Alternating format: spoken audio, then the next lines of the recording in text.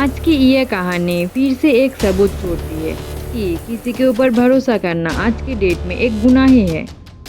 प्यार और परिवार का एक ऐसा धोखा जिसने किसी की जिंदगी खत्म कर दिया, लेकिन एक मोबाइल ने सबकी सच्चाई बता दिया। आज हम बात करेंगे करण के केस के बारे में। करण अपनी पत्नी सुष्मिता और बेटे के साथ दिल्ली में रहता था। करण के माँ भाई बहन भी पास की गली में ही रहते थे और उनके साथ करण का रिश्ता भी बहुत अच्छा था।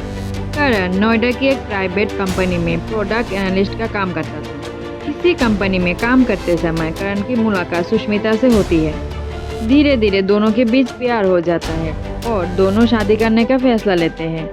2015 में दोनों घर वालों की मर्जी से शादी भी कर लेते हैं। दोनों का रिश्ता बहुत अच्छा चल रहा था और करण भी अपने काम में बहुत अच्छा कर रहा था। लेकिन 13 जुलाई 2025 की सुबह सुष्मिता अपने घर से दौड़कर आती है ससुराल और करण की माँ और भाई कुणाल को बताती है करण उठ नहीं रहा है। ये सुनने के बाद पूरा परिवार भाग के आता है और करण को उठाने की बहुत कोशिश करता है, लेकिन करण नहीं उठता है।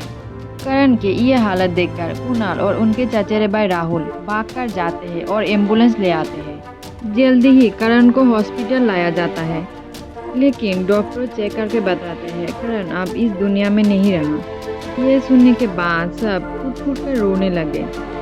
सुष्मिता और करण की माँ तो बहुत ज़्यादा ही रो रही थी, लेकिन करण की कोई नेचुरल नहीं लग रहा था, इसलिए पुलिस को बुलाया जाता है और पोस्टमार्टम करने की बात भी सामने आती है। लेकिन सुष्मिता बार बार पोस्टमार्टम के लिए मना कर रही थी। लेकिन कुणाल ने देखा करण के मुंह से झाग निकलने वाले जैसे निशान हैं और हाथों में भी कुछ निशान थे। सुष्मिता ही वो आखिरी इंसान थी जिसने आखिरी बार करण को जिंदा देखा था। सुष्मिता सबको बताती है रात को जब सुष्मिता और करण सोने के लिए गए थे तब करण फोन चार्जिंग पर लगाकर कुछ देख रहा था और ये देखकर सुष्मिता सो गई। सुबह सुष्मिता करण को बुलाने लगी, लेकिन करण कोई जवाब नहीं दे रहा था। पास जाकर देखा तो करण के हाथ में फोन था और हाथ में जलने का निशान भी था। इसलिए सुष्मिता को लगा शायद रात में करण को करंट लगा था। ये सेम बात सुष्मिता ने घर वालों और पुलिस वालों को भी बताई, लेकिन कुणाल को इसमें कुछ फिशी लग रहा था, इसलिए उसने घर वालों को जोर देकर पोस्टमार्टम के लिए राजी करवाया।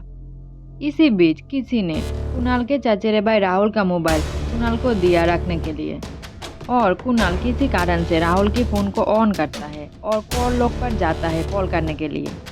फिर कुणाल नोटिस करता है राहुल के फ़ोन में वाईफाई नाम से एक नंबर सेव थे और इस नंबर पर कई बार कॉल किया गया था और कॉल आया भी था, लेकिन राहुल शादीशुदा नहीं था।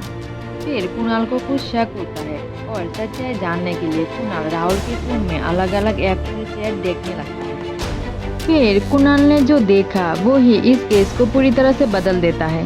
कुणाल जल्दी अपनी माँ और बहन को भी दिखाता है और पुलिस को भी इन्फॉर्म कर देता है। पुलिस भी बिना देर करे सुष्मिता और राहुल को पकड़ लेते हैं, लेकिन कुणाल ने ऐसा क्या देखा जो इस केस को पूरी तरह से बदल दिया। कुणाल को राहुल के फ़ोन से पता चला राहुल और सुष्मिता ने मिलकर करण को मारा है और मारने का वजह और कुछ नहीं था, एक्स्ट्रा मैरिटल अफेयर था।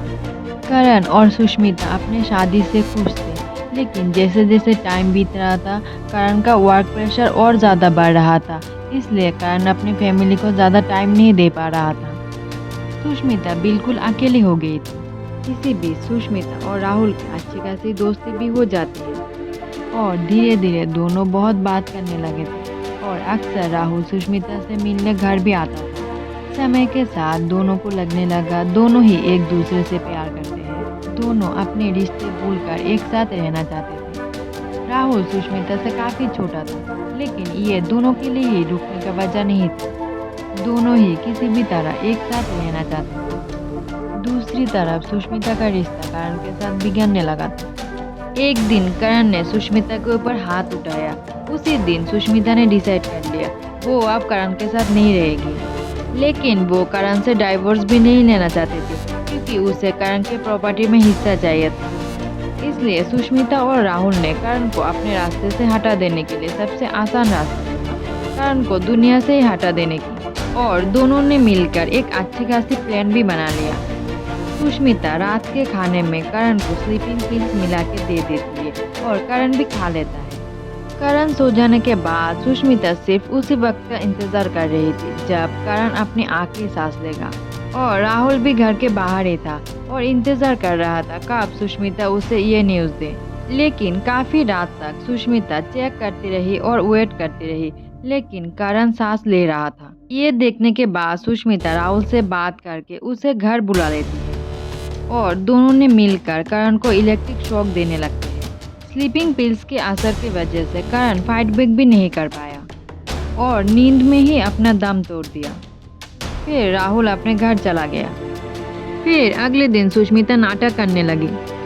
कुणाल सारे सबूत पुलिस को दे देता है, लेकिन इतने सारे सबूत होने के बाद भी पुलिस सुष्मिता और राहुल को अरेस्ट नहीं करती है। पुलिस पोस्टमार्टम रिपोर्ट नहीं आई है, इस बात का बहाना करके सुष्मिता और राहुल को छोड़ देते हैं। राहुल के पिता हरीश देव इस केस को इन्फ्लुएंस कर रहे थे। राहुल के पिता को जब पता चला राहुल दोषी है, तब उन्होंने कुणाल और कुणाल के परिवार को मारने की भी धमकी दिया।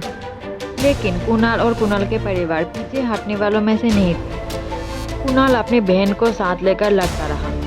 सभी जगह से खाली हाथ लौटने के बाद करण के परिवार डिसाइड करते हैं वो लोग ही सुष्मिता से बात करेंगे। सुष्मिता अपना जुर्म कबूल भी करती है और उसके कन्फेशन का वीडियो रिकॉर्ड भी होता है। परिवार के लोगों ने बात किया भी है सुष्मिता के साथ, लेकिन सुष्मिता के कन्फेशन में किसी भी तरह के गिल्ट या फिर माफी की चाहत नहीं थी। सुष्मिता की बातों से लग रहा था सब गलती करण की है, करण उसे टाइम नहीं दे पा रहा था।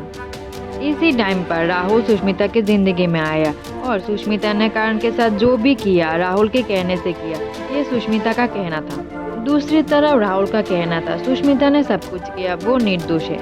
इसी तरह से दो प्यार में पागल प्रेमी अपने जान बचाने के लिए एक दूसरे के ऊपर सारे दोष दे रहे थे। लेकिन वीडियो को देखने के बाद मीडिया के दबाव से पुलिस भी इस बार चुप नहीं रह पाई। दोनों को अरेस्ट कर लिया गया और दोनों अभी जेल में बंद हैं। आपका क्या राय है इस केस को लेकर? अपना ओपिनियन कमेंट में शेयर करें, और आपको हमारी वीडियो अच्छी लगी है तो प्लीज़ लाइक, शेयर और सब्सक्राइब करना मत भूलना। Thanks for watching.